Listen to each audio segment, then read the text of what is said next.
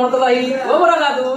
Waalaikumsalam warahmatullahi wabarakatuh. Oke, Bapak Ibu sekalian, salam budaya Nusantara. Salam budaya Nusantara. Meriah sekali Bapak Ibu sekalian. Jadi pada kesempatan kali ini kita kedatangan tamu yang sangat luar biasa dari Komisi D DPRD Kota Malang, Bapak Wanedi. Tepuk tangan dong. Baik, supaya lebih lepas, kita lepas dulu maskernya biar lebih direct. Dan yang pastinya podcast ini sudah melalui protokol kesehatan dengan menggunakan hand sanitizer. Baik, apa kabar Pak Wanedi? Baik. Dan selamat datang juga para tamu undangan. Kalau saya hitung ada sekitar 50.000 orang. Dengan lihat tepuk tangannya dulu. Oke, saya nggak tahu malam ini Pak Wanedi dalam keadaan sehat, saya harap, karena saya akan mencerca beliau dengan pertanyaan-pertanyaan yang sangat-sangat kritis. Begitu ya Bapak Ibu sekalian ya. Dan saya sudah mendapatkan ujian pertanyaan dari narasumber yang sangat mungkin ini konspirasi ya Pak ya. Bukan ya, konspirasi bukan nih. Oke, saya mulai dari satu pertanyaan yang menarik, yaitu kita buka dengan tema apa kabar seni budaya di era digital. Oke, tepuk tangan dulu dong yang meriah. Ini orang yang membalas. Pak Edi, apa kabar? Baik ya, sehat. Oke, keluarga. Bapak sudah vaksin nih Pak? Alhamdulillah sudah. Sudah vaksin pertama? Pertama sudah, kedua sudah. Baik, Pak Wanedi, saya dapat suatu amanah dari Bapak Ibu sekalian yang di belakang, yaitu untuk mengajukan satu pertanyaan yang menarik. Mungkin kita bisa ngobrolkan 30 menit ke depan. Apakah Pak Wanedi ada waktu untuk saya bisa ngobrol santai? Oke, tadi pertanyaan pertama nih. Apa kabar seni budaya di era digital saat ini? Apakah benar seni budaya saat ini dipandang sebelah mata oleh masyarakat? Saya nyapa dulu peserta ya. Boleh. Assalamualaikum warahmatullahi wabarakatuh. Waalaikumsalam warahmatullahi wabarakatuh. Selamat malam dan salam sejahtera untuk kita semua. Rayu. Salam budaya. Nusantara. Terima kasih. Hari ini saya tidak tahu nasib saya bagaimana. Karena ada. Jadi tentu alhamdulillah hari ini kita sama-sama bisa merasakan bagaimana kalau virus corona ini sudah mulai hilang dari menurun lah kira-kira. Sehingga dari kegiatan apapun, kegiatan pendidikan, kegiatan masyarakat, kegiatan ekonomi, kegiatan budaya, ini semua besar. Ini hal yang paling istimewa. Maka nikmat yang paling kita cari yang pertama adalah nikmat sehat. Karena apapun yang kita miliki, kalau kita tidak sehat, maka tidak. Termasuk nikmat yang hari ini kita rasakan. Kita sekalipun sudah vaksin, lalu kita juga sudah semuanya prokes, tapi ini sudah menjadi gaya hidup kita. Sehingga alhamdulillah ini yang sesuatu yang bisa kita rasakan nikmat sehat. Ya hari ini kita bisa berkumpul, bisa membicarakan, bisa berdiskusi terkait dengan seni budaya di era digital. Iya. Lanjut. Terima kasih. Saya kok belum. Oke, gimana Mas? Oke, balik lagi di topik tadi yang sempat saya tanyakan. Benarkah seni budaya pada tren saat ini terlupakan atau dipandang sebelah mata oleh masyarakat, terutama masyarakat milenial? Ya, karena di sini saya sempat mewakili dari anak muda milenial. Apakah benar akan dipandang sebelah mata? Benar dan tidak tergantung dari sudut pandang kita. Kalau kita abai terhadap budaya itu sendiri, karena budaya kan ada di hati kita masing-masing. Kita bisa rasakan apa yang ada di sekitar kita, apa yang ada di di lingkungan kita. Ngomong Kota Malang luar biasa. Para pemangku kepentingan baik pemerintahnya, legislatifnya, semuanya, sehingga terkait dengan kebudayaan mestinya tidak hilang. Makanya kalau kita pandang, kalau kita abai terhadap kebudayaan kita sendiri, kita berarti melanggar Trisaktinya Bung Karno. Trisaktinya bukan apa? Berdikari dalam bidang ekonomi, berkepribadian dalam budaya, berdaulat di bidang berkepribadian dalam budaya. Ini harus kita sehingga hal-hal yang menyangkut kepribadian itu tidak. Nah, ini saya termasuk menunjukkan betapa luhurnya budaya dari sisi pakaian. Saya juga nih Pak. Ini tertulis sebagai Kampung Topeng Malang ya. Inilah anak-anak milenial yang perlu kita edukasi. Sehingga termasuk barangkali pakaian. Mungkin jadi tapi insya Allah kalau kita pandang dari sudut budaya, kita bagian dari warisan budaya kita. Belum yang lain-lain. Jadi saya meyakini bahwa anak-anak muda kita di era milenial ini, tentu saya pilih dengan adanya digital tentu memudahkan kita untuk mendapatkan sumber informasi sejarah Kota Malang, lalu tarik lagi sejarah Singosari, apa saja bisa kita tarik. Sehingga kalaupun misalnya hari ini kita mendapatkan ada generasi muda yang mungkin tanda petik kurang peduli terhadap kebudayaan, ya ini tugas kita bersama. Semua masyarakat, minimal orang tua kita yang harinya ada itu masih bercerita. Dulu begini loh, dulu ini ada, di sini ada ini, di Kota Malang ada Candi Badul, ya kan? Di mana lagi? Di Singosari ada, dan sebagainya. Kira-kira begitu. Sehingga kebudayaan kita, Palangnya ada topeng Malangan, khas Malang. Sehingga sampai cendera mata kita, kami sebagai anggota DPR yang kemana itu bawa identitas topeng. Agar apa? Agar budaya kita, khususnya Malang ini tidak hilang. Dan generasi muda harus tampil. Saya yakin dan percaya dan optimis generasi muda kita peduli terhadap kebudayaan. Luar biasa, Bapak Ibu tepuk tangan dulu Pak. Saya sampai merinding beneran. Saya serasa balik di zaman-zaman sekolah, ya, dimana saya harus menghafalkan teori-teori sejarah-sejarah mengenai seni budaya nasional. Luar biasa. Menarik sekali Pak. Saya merinding beneran tadi ya. Saya juga sampai keringetan. Ya. Jadi poin penting yang saya tangkap adalah bahwasanya seni budaya tidak akan pernah dipandang oleh sebelah mata oleh masyarakat selama memang seni budaya itu ada dan melekat dalam kepribadian kita masing-masing Bapak Ibu. Menarik Pak. Nih Pak Wanedi sebagai yang bertanggung jawab. Nah, yang namanya bertanggung jawab itu bebannya luar biasa ya terhadap seni kebudayaan. Bagaimana langkah-langkah baik? Ya, kalau kita ngomong langkah-langkah baik adalah bagaimana cara mempertahankan, ya, menurunkan, memahamkan kemampuan seni budaya kepada anak-anak muda, ya kan? Nah, jujur saya sebagai milenial yang masih muda dan keren, saya merasa hampir kehilangan dengan gaya-gaya TikTok yang saat ini lebih booming. Ya, kita lupa terhadap tarian-tarian daerah, kita lupa terhadap mungkin tutur kata Jawa yang lebih beretika. Nah, bagaimana nih Pak langkah-langkah cara yang kita bisa ajarkan sejak dini?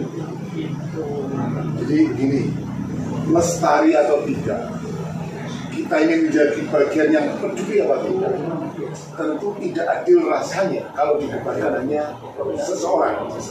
Bahwa ini adalah tanggung jawab kita bersama. Kita ini berarti saya, jenengan, dan semuanya. Apalagi yang bersangkutan punya tanggung jawab, diberi amanah. Ini tanggung jawab kita. Jadi kalau ngomong budaya, ini adalah tanggung jawab kita bersama. Ya, sehingga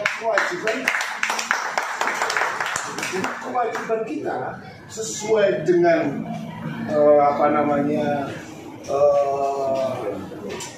bakatnya atau kemampuannya dan atau hari ini jabatannya itu ya kami di masyarakat ini juga menjadi bagian dari uri-uri budaya yang ada di masyarakat. Jadi di masyarakat di lingkungan kita kan juga ada kegiatan-kegiatan budaya, selamatan, suluan, lalu apalagi barian, festival daerah, dan sebagainya. Di Kota Malang ada topeng Malangan, ada macam-macam lah kira-kira begitu. Sehingga ini adalah tanggung jawab kita bersama. Sehingga kalau sekarang anak-anak muda ini kan di era digital, ini kita mau nyari apa saja, mau nyari itu ada, kita lebih mudah.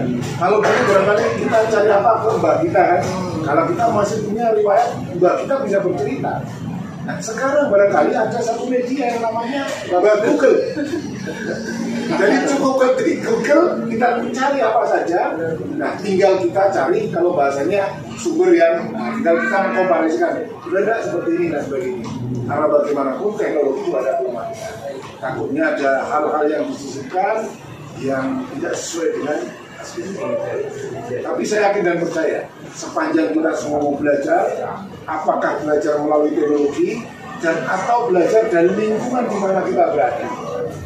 Yang penting ada niat, ada semangat, dan ada tekad. Bapak Ibu sekalian, tepuk tangan dulu yuk. Dari pertanyaan yang kedua ini aja saya sudah mulai berpikiran.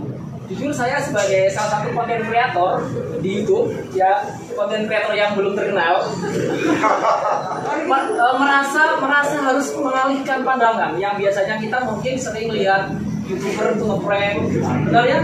YouTuber itu ngapain? Bagi-bagi uang. Mungkin kita bisa mengalihkan para konten-konten kreator yang khususnya anak muda untuk bisa fokus kembali menggali lebih dalam pandangan-pandangan mengenai seni kebudayaan seperti itu.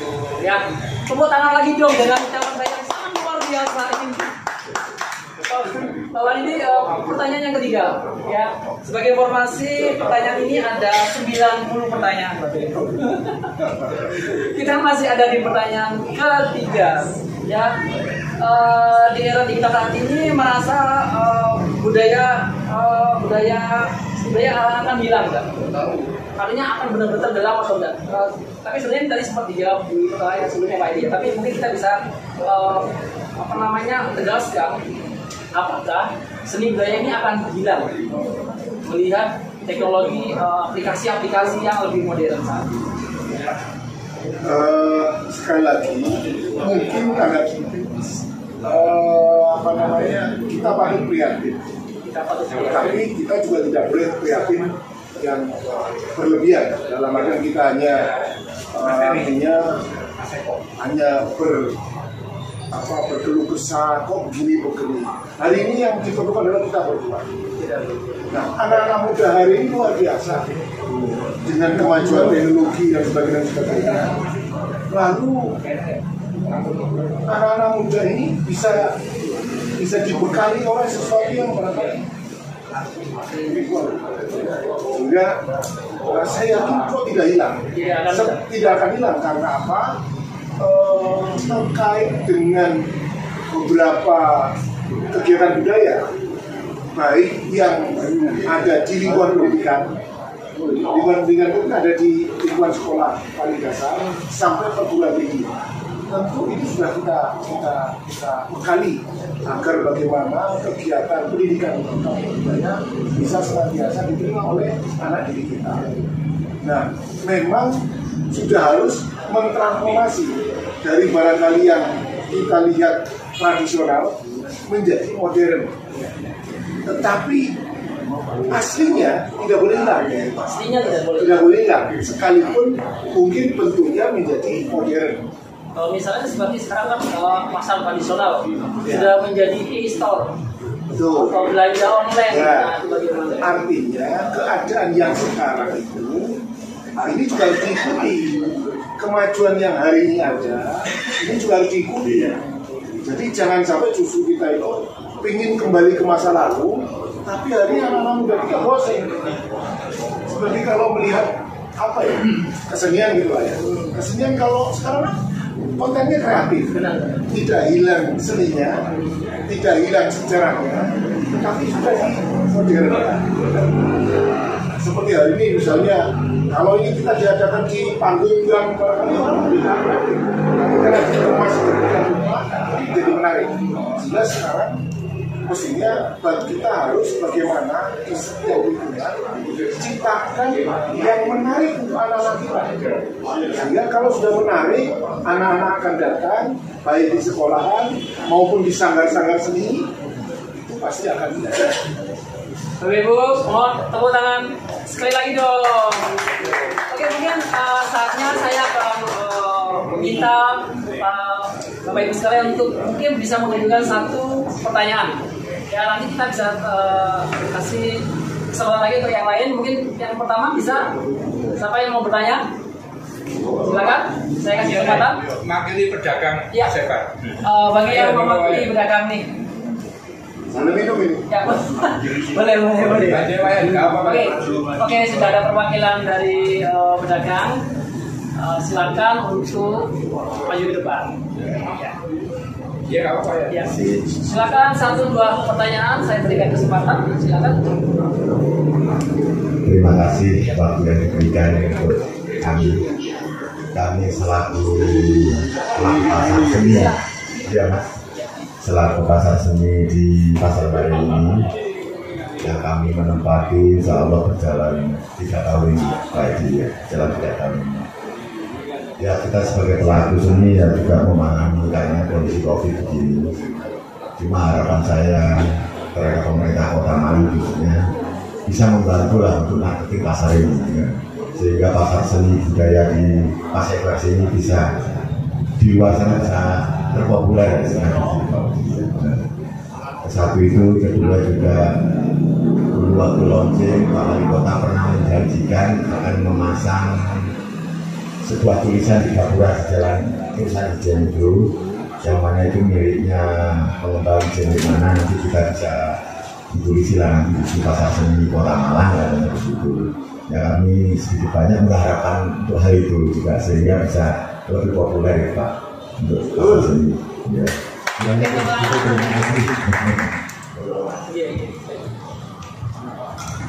Ya, Pak bisa dijawab. Oke, jadi Pasebar sebenarnya saya menjadi bagian yang ikuti perkembangan. Memang kadang-kadang saya prihatin terhadap perkembangan pasar seni Bareng. Ini barangkali Pak Joko Rendi masih bisa semangat, saya alhamdulillah. Karena beberapa orang juga sempat mutung. Mau berkata, alhamdulillah hari ini sudah mulai ada lihat. Kadang-kadang saya juga ngiri, makanya yang perlu ditanamkan di diri kita semuanya. Jadi kalau ingin membentuk sesuatu, ingin meramaikan sesuatu, itu juga niatannya harus tuntas. Karena apa? Kalau saya berbandingkan dengan di Jogja lah, kira-kira begitu ya. Di Jogja itu saya lihat di Malioboro lah, Jogja. Itu antara pemerintahnya, antara para pedagangnya, pemilik lapannya, dan antara masyarakat sudah terjadi. Nah, coba bayangkan kalau di Pasebar ini, mulai dari pintu gerbang itu sudah tertanam semuanya. Sehingga lapak-lapak yang ada di situ juga mengikuti terkait dengan nilai fungsi yang ada di Pasebar. Jadi memang kelihatannya di Pasebar ini memang harus semua pihak terlibat. Utamanya tentu pemerintah daerah.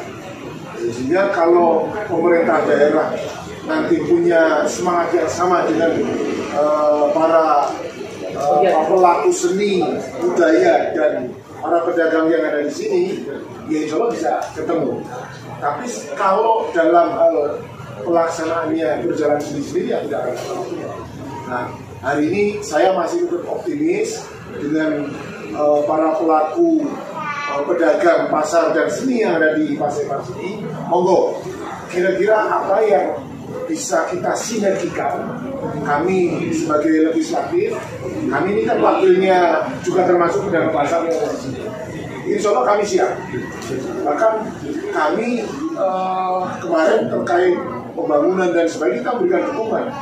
Awalnya kan juga diprotes juga terkait dengan pembangunan, tapi setelah diyakinkan bahwa pembangunannya ini akan menjadi lebih baik, nah inilah yang barangkali perlu pemahaman yang sama. Kadang-kadang program pemerintah dengan yang diinginkan di masyarakat tidak. Nah, sehingga ayo bila perlu grand besarnya apa sih di Pasir Baru?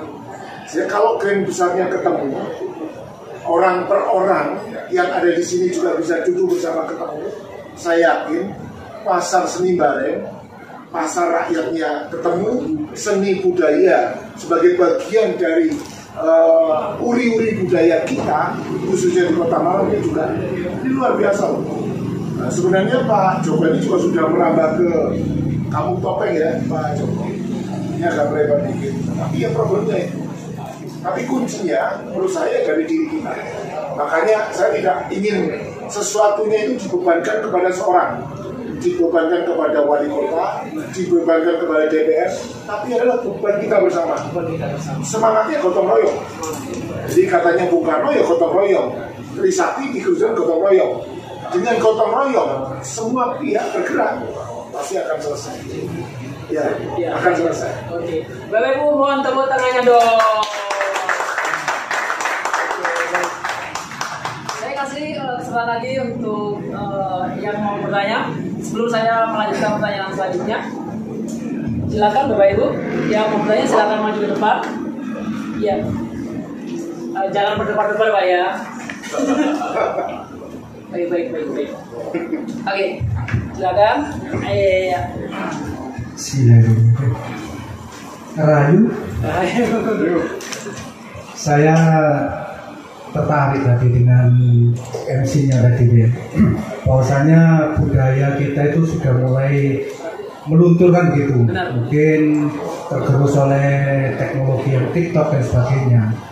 Ini saya hanya titip pesan pada wakil kita ya. Beliau ini adalah wakil kita yang ada di legislatif. Kalau tidak salah panjenengan di Komisi D Pak ya. Komisi D itu kalau tidak salah itu di pendidikan Pak ya. Nah, kira-kira apakah bisa seni budaya Nusantara itu dimasukkan dalam eskulnya atau mungkin kurikulumnya, itu kira-kira bagaimana? Panjenengan selaku pemangku apa ya, otoritas yang bisa mengawasi kinerja dari eksekutif, mungkin bisa mendorong dari dinas pendidikan itu bisa memasukkan kurikulum budaya Nusantara ini. Nanti kalau seandainya ada semacam PKL dan sebagainya, masuk ke sanggar-sanggar seni dan sebagainya. Terima kasih Pak Wanedi. Rayu. Oke, baik. Terima kasih Bapak. Berat lah ya. Berat sekali. Gimana? Sebenarnya yang pintar-pintar di sebelah sana. Para pelaku. Jadi memang kita sama-sama mengetahui barangkali pendidikan yang ada di sekolah,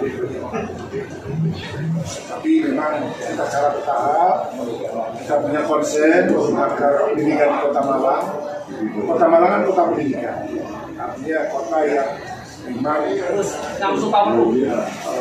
betul, artinya memang citra kota pendidikan, cita kan, kota pendidikan, kota perdagangan dan kota pariwisata. Sehingga konsen pendidikan kita sama-sama mengetahui bahwa jangan sampai anak-anak kita justru lupa terhadap dirinya sendiri, sehingga lebih banyak mencintai budaya. Saya sepakat bahwa pendidikan karakter yang ada di masing-masing sekolah ini menjadi pendidikan wajib. Cinta terhadap produk kita ini, insya Allah di sekolah-sekolah ini kita punya pendidikan kita ini sudah terplaster yang nanti sekolah ini nanti bidang jurusan yang dimaksimalkan. Ya, misalnya sekolah SMP 4 konsennya ke seni tari, maka anak-anak yang punya prestasi seni tari akan dikelompokkan ke sana.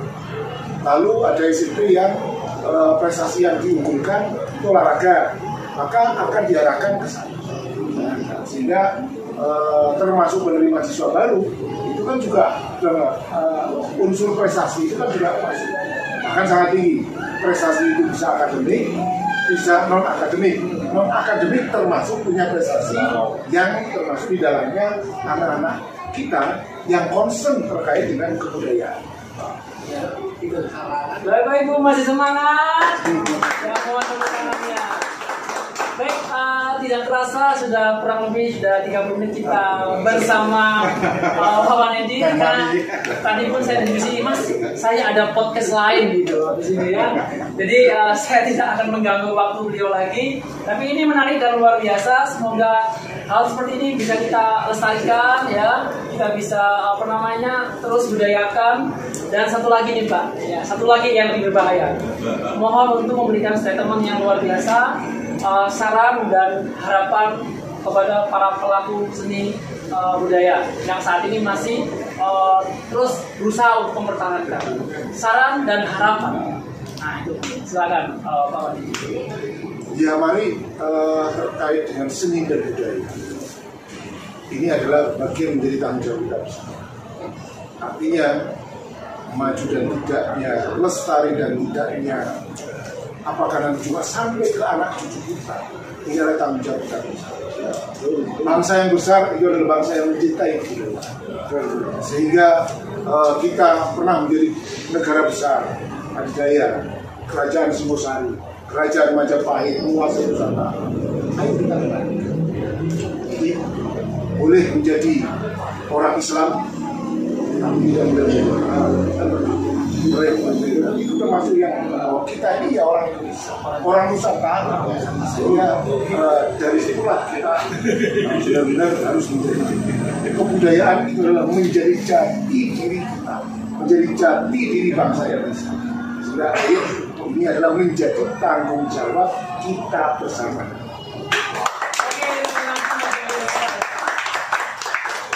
Baik, sebelum saya akhiri perbincangan yang luar biasa ini, mari kita momentumkan, mari kita bisa kumpul bersama. Sekarang udah boleh foto bareng ya? Oke, boleh. Yuk kita Bapak Ibu sekalian silakan kemari, kita bisa merapat sini, kita akhiri podcast luar biasa ini dengan ucapan wassalamualaikum warahmatullahi wabarakatuh. Waalaikumsalam. Salam Rahayu, salam budaya. Nusantara.